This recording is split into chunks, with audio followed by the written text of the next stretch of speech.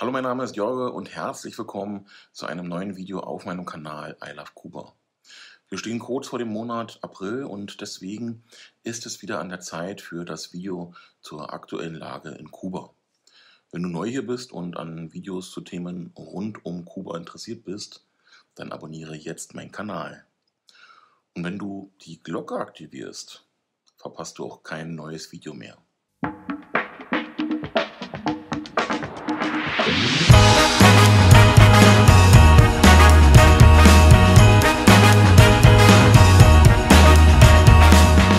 Starten wir wieder mit dem aktuellen Wechselkurs. Es ist schon ein bisschen nervig.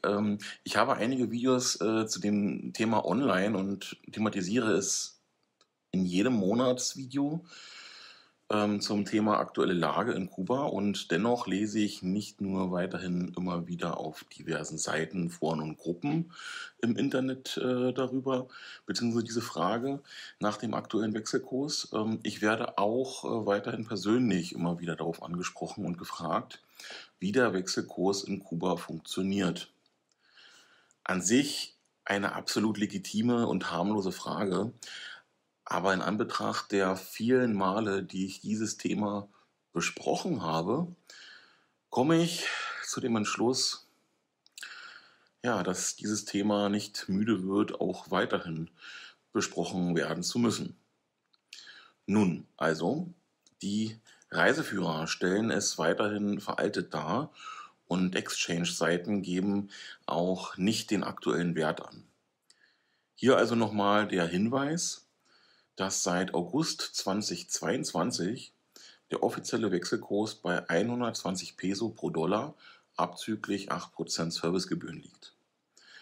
Das ist der aktuelle Wechselkurs in Kuba. Der informelle Kurs liegt seit einigen Monaten stabil zwischen 170 und 190 Peso. Ist zuletzt wieder leicht gestiegen. Auf Eltoque könnt ihr den täglichen Kurs nachschauen. Den Link findet ihr unten, ja, unter diesem Video in der Videobeschreibung. Hier auch nochmal der Hinweis zum Geldwechseln. Wechselt mit dem offiziellen Kurs. Hier macht ihr dann auch nichts falsch. An Bankautomaten, Bankschaltern und ja, Cadegas bekommt ihr den offiziellen Wechselkurs. Solltet ihr den informellen Markt nutzen wollen, sprecht am besten mit dem Besitzer eurer Casa Particular. Auf keinen Fall lasst euch auf der Straße ansprechen zum Tauschen. Niemals mit unbekannten Personen tauschen. Kommen wir zu den Einreisebestimmungen. Was wird benötigt? Die Zollangaben werden online verpflichtend über der Via Heros abgefragt. Hierzu habe ich ein extra Video online. Mittlerweile ist die Eingabe auch mit einer deutschen Eingabemaske möglich. Zusätzlich zu den Zollangaben wird noch die Touristenkarte und eine Auslandskrankenversicherung benötigt. Diese sollte nach Möglichkeit in Spanisch ausgestellt sein. Habt ihr diese Dinge, könnt ihr reisen. Viel mehr ist dann auch nicht mehr notwendig. Kommen wir mal zu einem kleinen Werbeblock. Sofern ihr noch keine Touristenkarte habt, könnt ihr diese gerne über meinen Link in der Videobeschreibung bei KubaBuddy erwerben. Ihr zahlt keinen Cent mehr, aber ich erhalte einen Obolus. Das Ganze funktioniert über einen Affiliate-Link und ja, damit unterstützt ihr mich und meinen Kanal. Danke euch. Werbung Ende. Die Fernzüge Kubas sollen dieses Jahr noch mit WLAN ausgestattet werden. Das stellt einen echten Mehrwert dar. Gerade im Vergleich zu den Fernbussen, also via Sul, ist das ein Vorteil. Seit 2019 wurden die Fernzüge durch Lokomotiven aus Russland und Waggons aus China neu aufgestellt. Auch verschiedene Klassen sind buchbar. Ein Bistrowagen ist vorhanden und die erste Klasse verfügt auch über Klimaanlage. Okay, wir kommen jetzt mal zu einem ernsteren Thema. Aber bevor wir das angehen, habe ich noch eine kleine Ansage zu machen. Immer wieder lese ich seit der Erstellung meines Kanals, warum ich nicht über dieses oder warum ich nicht über jenes berichte, und werde auch dabei beleidigt. Im Internet fühlen sich die Leute groß und denken, alles machen und sagen zu können. Selbst Dinge, die sie ja im wahren Leben in Persona niemals sagen würden. Thematisiert man Kuba, muss man damit leben, dass es ja die absoluten Kuba-Lover gibt, die über alles hinwegsehen, was vielleicht auch falsch im Land läuft. Und dass es die, ich sag mal, ehemaligen Kuba-Lover gibt, die nur noch mit Hass und Hetze agieren, eben wegen den Dingen, die falsch im Land laufen. Dazwischen gibt es viele Einzelpersonen, die das Ganze versuchen, realistisch und mit ja, wenig Polemik zu sehen. Und dazu zähle ich mich auch. Die meisten jedoch sind in den beiden genannten Gruppen unterwegs. Ja, das hat zur Folge, dass ich von beiden Gruppen immer wieder angeschrieben werde oder eben auch Kommentare lese, was vollkommen okay ist, da ich ja jede Meinung grundsätzlich zulasse. Man reicht jedoch einen Finger und einem wird die ganze Hand entrissen. Immer wieder werde ich von solchen Personen ja direkt oder indirekt beleidigt.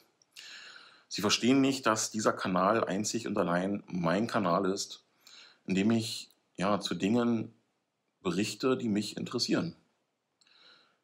Sicher kann man mir Vorschläge für Themen machen, aber man sollte sie nicht hartnäckig einfordern.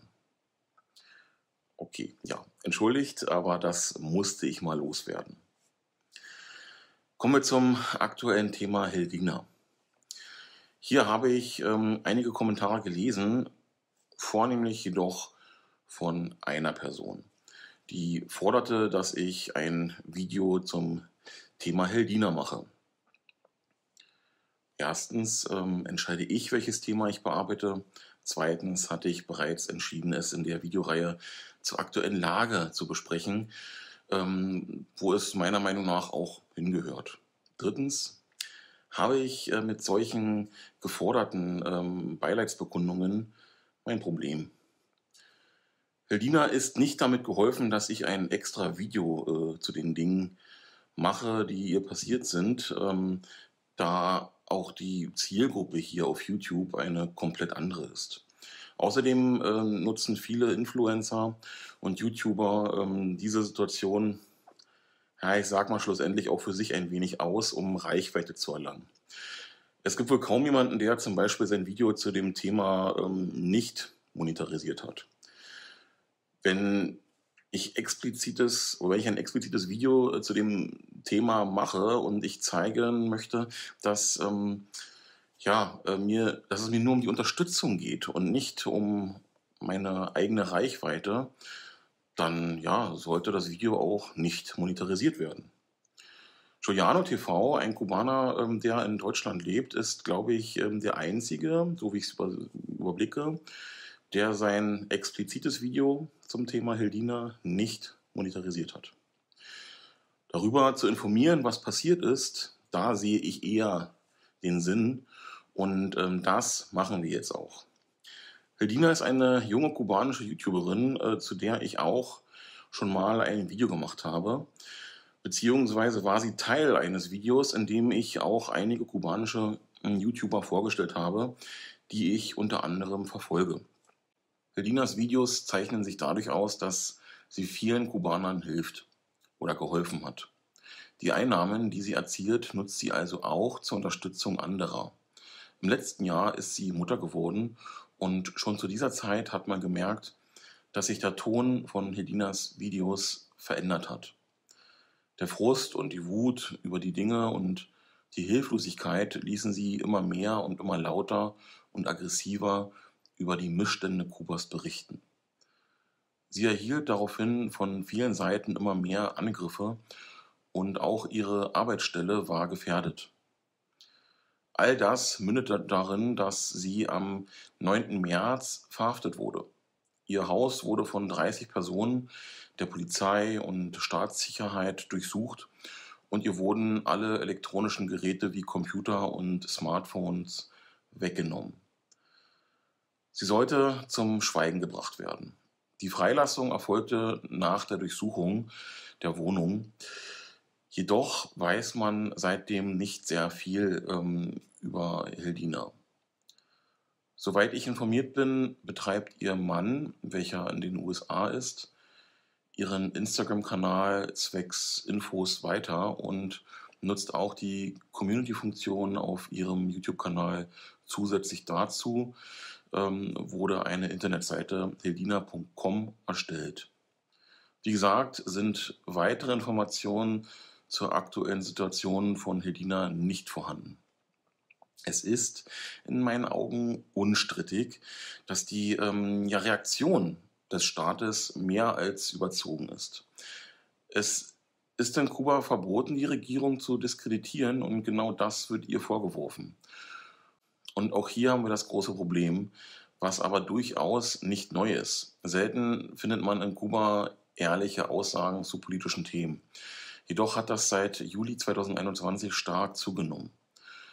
Vor allem jüngere Personen äußern sich immer mehr.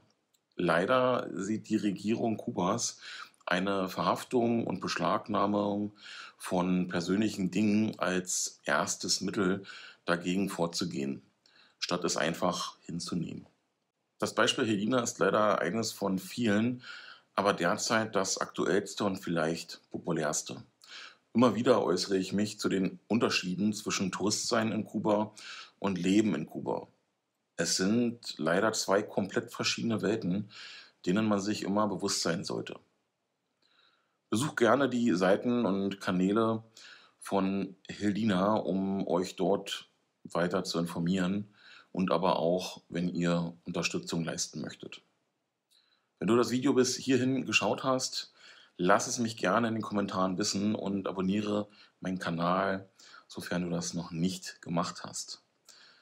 Schau auch gerne in meine anderen Videos rein, zum Beispiel in die Playlist zur Kuba-Reise im Januar diesen Jahres.